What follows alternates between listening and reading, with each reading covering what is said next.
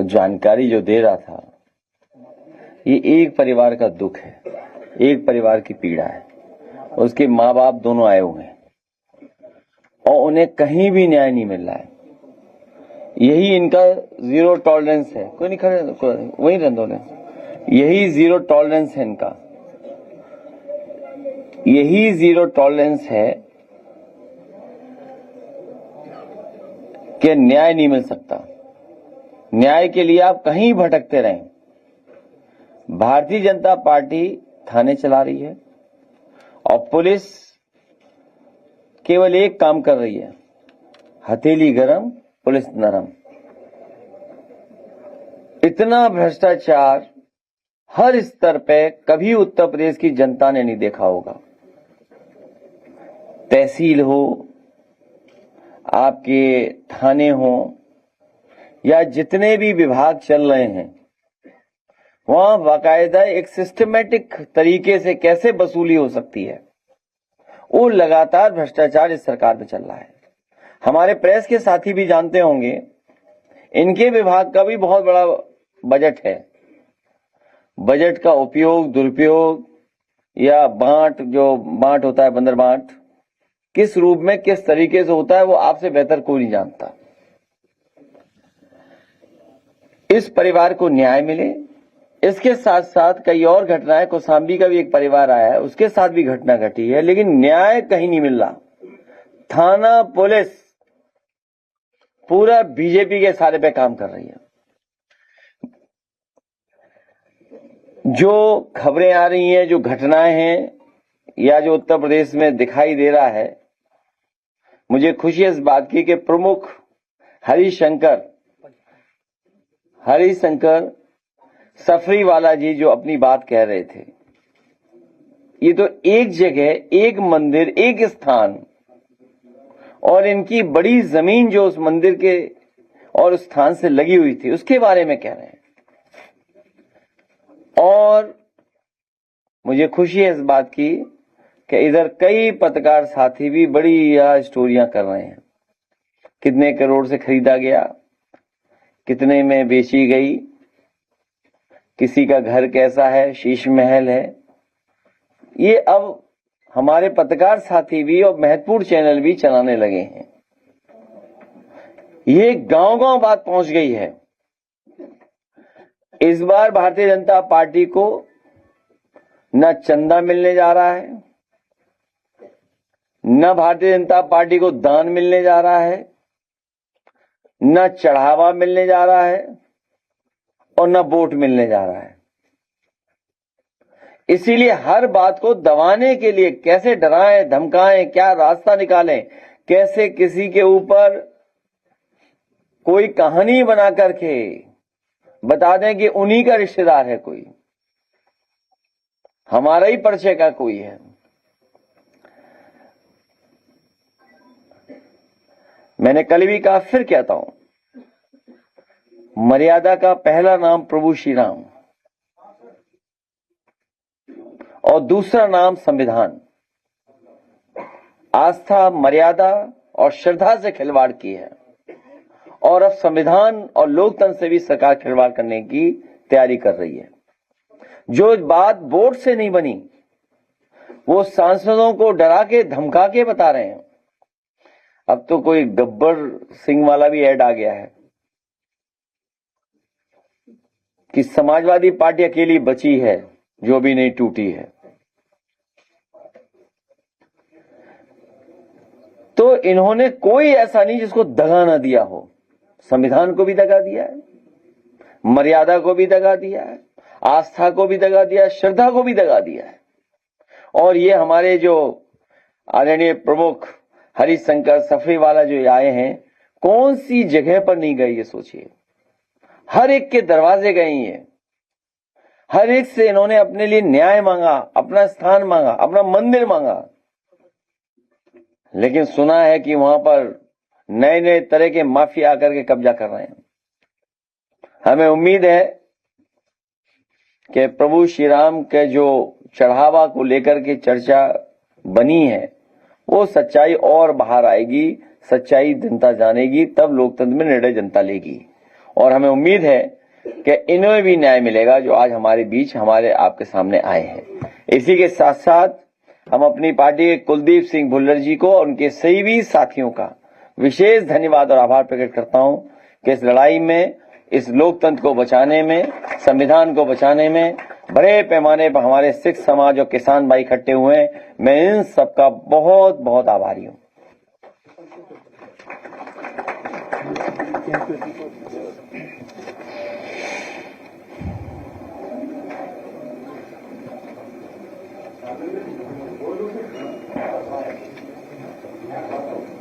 बाद में इनका भी जिक्र करेंगे।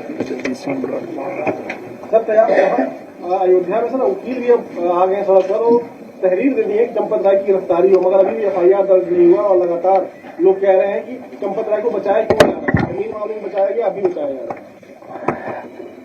अधिवक्ताओं का आना, सड़कों पर आना, अब जनता भी इंतजार कर रही है कि अपना वोट के माध्यम से इनको हटाने का काम करेंगे। जो लोग चुनाव नवंबर में कराना चाहते थे, सितंबर में करा दें, हम लोग तैयार हैं। इसकी चर्चा कर रहे हैं, माना कि चोरी हुई है, लेकिन इस मामले पे भाई उनके केस की तो हम चर्चा नहीं कर रहे हैं। भाई उनका केस क्या था? हालांकि हाई कोर्ट से कितनी राहत मिली है और ऊपर वाले कोर्ट में कब बात जाएगी तो कोई नहीं जानता। सुना है कि वो भी कोई पर्ची थी चंदा की, उसके मामले में उलझे हुए थे। उन्हीं की बात कर रहे हो ना? उसमें वो भी उलझे हुए थे। कोई पर्ची छपाई थी उन्होंने, दुर्गा पूजा थी, और वो भी जो सामान कभी कभी दुर्गा पूजा के पंडालों के लिए जो चंदा लिया था, उसका मामला था कुछ। तो ये प्रैक्टिस में है इनकी। आप बात क्यों नहीं समझते हैं? ये बातें इनकी प्रैक्टिस में है। बस प्रैक्टिस पर पकड़ी गई। प्रभु श्री राम ने खोल दी इस बार प्रैक्टिस इनकी। बस बात इतनी है। प्रभु श्री राम भी इनको माफ नहीं करेंगे। चंपत राय की जो करीबी है, उनका कहना चोरी हुई है, ये सही है, लेकिन इस मामले को इतना तूल देने की आवश्यकता नहीं। ये कौन कह रहा है? अच्छा, वही बात होगी ना दोबारा। बात तो वही है। देखिए, मैं नहीं समझता हूं कि प्रभु श्री राम के चढ़ावे में, और प्रभु श्री राम के चढ़ावे में इतनी बड़ी डकैती के ऊपर भी कोई शब्द हो तो वो शब्द इस्तेमाल हो। मर्यादा पुरुषोत्तम राम, उनका चढ़ावा अगर जनता सही बता दे, जिन लोगों ने चढ़ावा दिया, चंदा दिया है, तो आंकड़ा न जाने क्या होगा, न जाने कितना बड़ा आंकड़ा निकलेगा। बहुत सारे लोग गुप्त दान देते हैं, और हमारे हिंदू समाज में, सनातनी परंपराओं में है कि हम अपना दान नहीं बताते किसी को। जो गुप्त दान देते हैं हम किसी को बताते नहीं है। तो न जाने कितना चढ़ावा चढ़ाया गया होगा, गुप्त दान दिया गया होगा। इसका तो हिसाब किताब कोई दे ही नहीं रहा है। अब बस प्रभु श्री राम ही देंगे इनका हिसाब किताब। भारतीय जनता पार्टी के मंत्री लगातार आरोप लगा रहे हैं समाजवादी पार्टी के कि ये तो राम भक्त नहीं है, और ये आवाज उठा रहे हैं। क्या इतने आरोपों के बाद भी समाजवादी पार्टी अपने स्थान पे कायम रहेगी? आप क्यों भारतीय जनता पार्टी की बातों में आते हो? अभी ये कुछ दिनों से नए नए पत्रकार भी आने लगे हैं। मैं आपका धन्यवाद देता हूं। कल तो अच्छा सवाल पूछा था, आज दूसरे रंग में चले गए आप। अच्छा, ये मैं अब जो भी, देखिए ऐसा है, मैंने एक अपना यहां भी कार्यक्रम बनाया है। जो भगवान या हमारे ऊपर ये कई बार सवाल करते हैं, उनसे हम एक पर्ची छपा के रखेंगे कि भाई आपसे चंदा चाहिए हमें, और जब हमारा मंदिर का उद्घाटन होगा या प्राण प्रतिष्ठा होगी, उसमें आपको निमंत्रण भेजेंगे। तो आपकी पर्ची कितनी कटवा दूं मैं? अरे भाई बताओ तो सही, भगवान के नाम पे कुछ तो दे दो। अरे कुछ तो दे दो पर्ची। नहीं तो कटवाते नहीं तो दे तो दो, दान दे दो, उसमें क्या है? सब भगवान एक है, कोई दूसरे धर्म के हो क्या? कौन धर्म है? अच्छा तब ठीक, सनातनी हो। हम बंधु राष्ट्र बनाना चाहते हैं, ये फर्क है हमारे में। हम बंधु राष्ट्र बनाना चाहते हैं। हम सब मिलकर के इस देश को बनाया है, इसलिए बंधु राष्ट्र बने, उस दिशा में हम लोग काम करेंगे। एक पर्ची आपके लिए अलग से रखेंगे।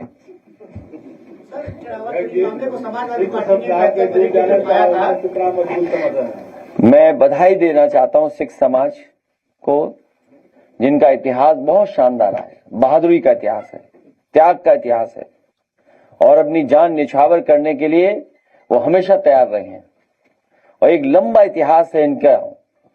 आज हमारे साथ जुड़े हैं, मैं इनका धन्यवाद देता हूं, आभार प्रकट करता हूं। इन्होंने न केवल भारत को कृषि के क्षेत्र में बल्कि दुनिया में अपनी मेहनत और संघर्ष से प्रतिष्ठा दिलवाई है। जहां सिख समाज गया, दुनिया के किसी कोने में पहुंचा होगा, उससे भारत की प्रतिष्ठा बढ़ी है। उन्होंने अपनी मेहनत, अपने परिश्रम से, अपनी काबिलियत से, अपना जोखिम उठा करके वहां जो स्थान पाया है, उससे भारत की प्रतिष्ठा बढ़ाने काम किया। आज ऐसा सिख समाज हमारा साथ दे रहा, हम उनका बहुत बहुत धन्यवाद देते हैं। साथ ही हम ये कहना चाहेंगे कि सत्ता में जहां स्थान और सम्मान दोनों के लिए हम लोग इनको आगे बढ़ाएंगे, राजनीतिक सम्मान के लिए भी हम लोग इनका सम्मान करेंगे, और साथ ही साथ इनके साथ कई बार जमीन को लेकर बहुत विवाद लोग करते हैं। इनकी जमीन, इनके खेत को लेकर के इनको न्याय दिलाने का काम हम लोग करेंगे, और इनकी जमीन को नहीं छीनने देंगे। साथ ही साथ जो बंदी सिख हैं पंजाब में, क्योंकि समाजवादी पार्टी के लोकसभा में सदस्य हैं, हम सब लोग मिलकर के उनकी आवाज उठाएंगे। की जो करीबी है वो टिल्ली यादव को मास्टरमाइंड बता रहे और कहा जब टिल्ली यादव पकड़े जाने लगे तो सत्ता को ये चीज लीक कर दी। बहुत कम उम्र के हो तुम पत्रकार, तुम हो भी पत्रकार के नहीं, इस पर भी शक होता है। हालांकि ये बात मैं इसलिए कह रहा हूं कि ये बीजेपी को सूट करता है, तो हम एक काम करें ना कि बुलडोजर चलाओ। कितने लोग जेल गए हैं? 9 लोग हैं भाई, सभी बुलडोजर चलाइए। आप बुलडोजर क्यों नहीं चला रहे हो? जल्दी चलाओ बुलडोजर। और याद रखना, अयोध्या और गोरखपुर की दूरी ज्यादा नहीं है। सवाल से दिल्ली देहरादून हाईवे बना था, जो कि 2.5 महीने पहले ही शुरुआत उसकी हुई थी, पीएम मोदी ने उसका उद्घाटन किया था। वो पहली बारिश में ढह गया है। ये कोई ब्रेकिंग न्यूज नहीं है ना, बड़ी खबर है। और इसलिए नहीं है बड़ी खबर क्योंकि देश के प्रधानमंत्री जी जब बुंदेलखंड का उद्घाटन करके गए थे, दूसरे दिन ही वो बुंदेलखंड एक्सप्रेस ढह गया था। और गंगा एक्सप्रेस वे में भी आपने देखा होगा कई जगह कमियां बहुत बड़े पैमाने पे दिखाई दे रही हैं। और ये जो 2 प्रदेशों को और महत्वपूर्ण एक्सप्रेस वे जो बना है दिल्ली से देहरादून, उसमें दिखने को आया कई गड्ढे हो गए, सुरक्षित नहीं है एक्सप्रेस वे। तो कहीं ना कहीं बीजेपी के लोग क्वालिटी से कंप्रोमाइज करते हैं। इनके हर पॉलिसी, हर कार्यक्रम भ्रष्टाचार और जेब भरने के लिए होता है। सरकार पात्री महाराज ने कहा है मंदिर के जिम्मेदारों पर चांदी की चोटी चोरी करने का आरोप लगाया है। उन्होंने कहा है अखिलेश जी को खूब बदनाम किया गया, अब मंदिर की चोटी चोरी हुई है तो मौन। मैं न इन महाराज को जानता हूँ न मैं तुम्हें जानता हूँ। ऐसा है, कई पत्रकारों को बैन करना पड़ेगा हमारी प्रेस में। हाँ, बैन करना पड़ेगा। मैं ऐसे पत्रकारों को बैन करूंगा जो सीमा लांघ रहे हैं। क्योंकि मैं वो बात नहीं कहना चाहता हूं जो कह दूं तो फिर बहुत बुरा लगेगा, बहुत बुरा लगेगा। है लोकल लोग थे, उनसे जमीन का विवाद था, इसके कारण लोकसभा चुनाव के नतीजे जो आए वो अयोध्या की जनता ने वहां दिखाया था। अब जो पूरा विवाद मंदिर के खरीद पर संजय को लेकर के है, आप मानते हैं कि अयोध्या के इलेक्शन में बीजेपी को बड़ा नुकसान होगा? लोकल सेंटिमेंट फिर आपके साथ होगा? विपक्ष का जो काम है, लोकतंत्र में विपक्ष को जो जिम्मेदारी दी है वो मैं जिम्मेदारी निभा रहा हूं। मुझे याद है जिस समय अयोध्या के लोग हमारे साथ बैठे पवन पांडे, इनसे वो लोग मिले थे और एयरपोर्ट की जमीन को लेकर के सस्ते दामों में सरकार ले रही थी। और उनके मुआवजे में भेदभाव कर रहे थे। वहां के बहुत सारे प्रतिष्ठित किसान गरीब सरयू में खड़े होकर के, और उन्होंने जो सबसे पवित्र चीज है, धार्मिक चीज है, उसको उठा करके अपने कानों तक पहुंचा करके कहा कि हम भारतीय जनता पार्टी को कभी वोट नहीं देंगे, और अपनी आने वाली पीढ़ी को भी कह के जाएंगे कि भारतीय जनता पार्टी को वोट न दें। उसके कुछ दिनों बाद फिर व्यापारी आए थे जिनको उजाड़ दिया गया, जिनकी दुकानें मकान छीन लिया गया, जिनके पास कागज थे, जो वर्षों से रह रहे थे, 40-40 साल से, 80-80 साल से रह रहे थे, और सब पीढ़ी समाज के लोग थे ज्यादातर उसमें। वो सब परिवार यहां आए थे, मांग करके गए थे, न्याय मिले उन्हें, लेकिन सरकार ने न्याय कहां दिया उन्हें। यही नहीं, और भी कई जमीनें ली गई। हम लोग, आप लोग बैठते थे, आवाज उठाते थे, सदन में उठाया हम लोगों ने, और हमने तो यहां तक कहा कि मुख्यमंत्री जी ने अगर अपनी जमीन ली और अपने लिए मुआवजा लिया है तो एक किसान भाइयों को भी मुआवजा वैसा ही दे दें। लेकिन कोई सुनवाई नहीं हुई, और सुनवाई नहीं हुई जनता की, उसी का परिणाम यह है कि वो अयोध्या जैसी सीट हार गए। सर 4 सीट पर भी यूपी में भी है, और आप ये जानना चाहता हूँ कि सिख समाज को आपकी पार्टी के आने वाले समय में पहले भी सिख समाज को हम लोगों ने कानूनी मदद और जेल से रिहा कराने का काम किया था, जब हमारे मंत्री थे जेल मंत्री, याद होगा उनका नाम मैं कभी कभी भूल जाता हूँ। नहीं, मंत्री नहीं, जिनको छुड़वाया था, हाँ, बलराम सिंह जी। तो न्याय दिलाने के लिए हम लोग करेंगे काम, और चुनाव हराने के लिए हमें जहां जीतने वाले लोग होंगे हम उन्हें चुनाव जरूर लड़ाएंगे।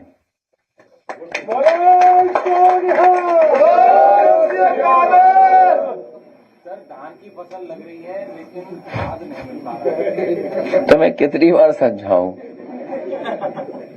प्रधानमंत्री जी ने अगर अपना हवाई जहाज ईरान में उतार दिया होता तो युद्ध नहीं होता। विश्व गुरु हम लोग कहलाए जाते, और जो संकट आ रहा है हम लोगों के ऊपर खाद का और डीएपी का और इस सब का, इसकी जिम्मेदार तो सरकार ही है। हमारे यहाँ किसान भाई बैठे हैं, पता नहीं कौन सी ऑनलाइन खाद आ रही है इनकी, न जाने कितने कागज इन्हें जोड़ने पड़ते हैं तब जाकर के खाद मिल रही है, और खाद पर्याप्त मिल भी नहीं है, डीएपी नहीं मिल रही कहीं भी।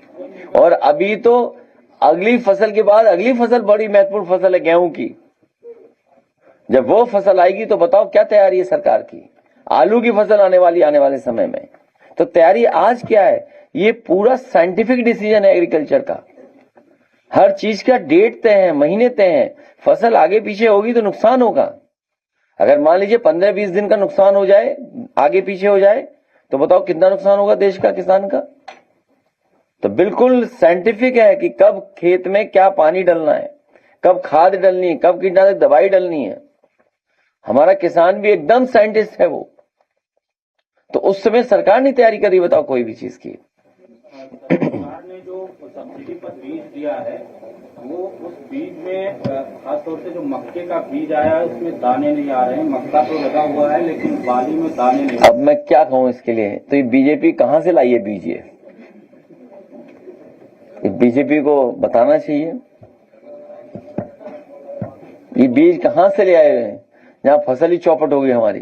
सर हाइब्रिड बीज जो है कॉर्पोरेट घराने बनाते हैं, वो बड़ी बड़ी अमेरिकन कंपनीज हैं, उनको सपोर्ट कर रहे हैं, और उन्हीं का बीज आ रहा है। अंततः आपको उन्हीं का बीज लेना पड़ेगा। वो हमारी साइकिल जो ट्रेडिशनल साइकिल थी उसको ब्रेक कर रहे हैं।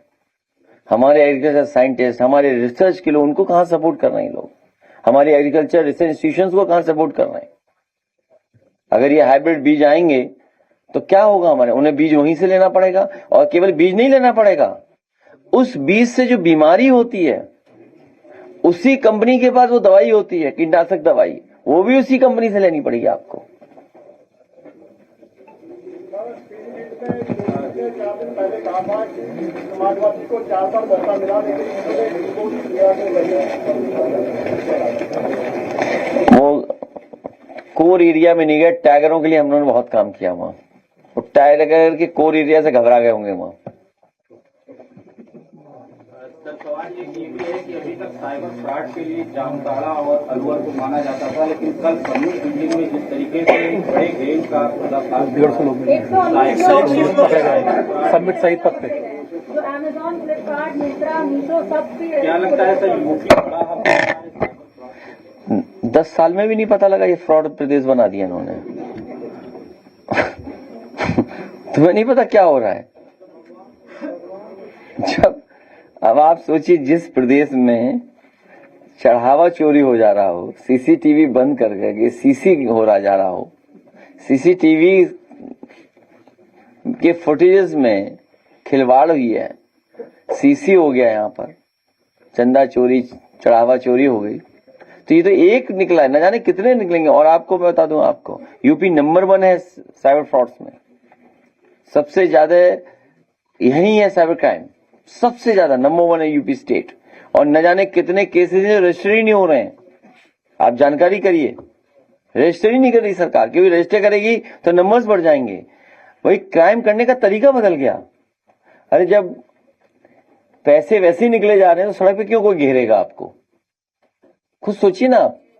तो क्राइम का करने का तरीका बदल गया ना, तो सरकार की क्या तैयारी है उसके लिए? अब छीनना थोड़ी उन्हें इंटरनेट से उड़ा देना है सब।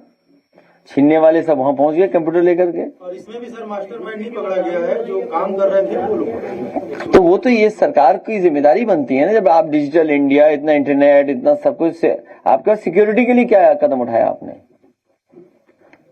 अच्छा, मुख्यमंत्री से क्या उम्मीद करोगे आप? अरे वो जानते ही नहीं कुछ। शिक्षा नहीं बोलने आता।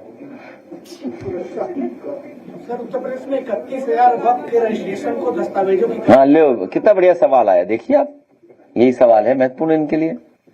वो तो मुस्लिम भाइयों को परेशान करने के लिए, सिख भाइयों को परेशान करने के लिए काम करती सरकार, केवल बुलडोजर चलाने के लिए। तरह तरह की बातें चल रही हैं। मुख्य सचेतक पद से विधायक जी ने इस्तीफा दिया, उसको लेकर तरह तरह की बातें चल रही, जबकि वो कह रहे हैं कि मैं राष्ट्रीय अध्यक्ष जी के आदेश से इस्तीफा दिया। तो बहुत अच्छी बात है। हमारा पुराना नेता कार्यकर्ता है, पार्टी का जो डिसीजन होगा वो स्वीकार करते हैं। पार्टी वही चलती है जिसका डिसीजन स्वीकार करते हैं लोग। हाँ, और यंगेस्ट राज्यसभा थे एक टाइम में। मैं समझता हूँ प्रेस के साथियों का धन्यवाद दूं मैं। जैन जी आए हुए हैं। ओह, अभी रुक जाइए, गाना दिखा दूं। और एक हाँ, ये तो अच्छे सवाल पूछता है लड़का। महिलाओं के अपराध में नंबर 1 पे है, लेकिन मुख्यमंत्री जी अपने मुंह से खुद ही कहते हैं कि हम अपराध में लगाम लगाए हुए हैं बीते 10 साल में।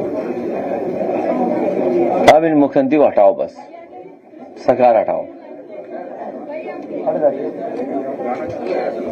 लास्ट सवाल।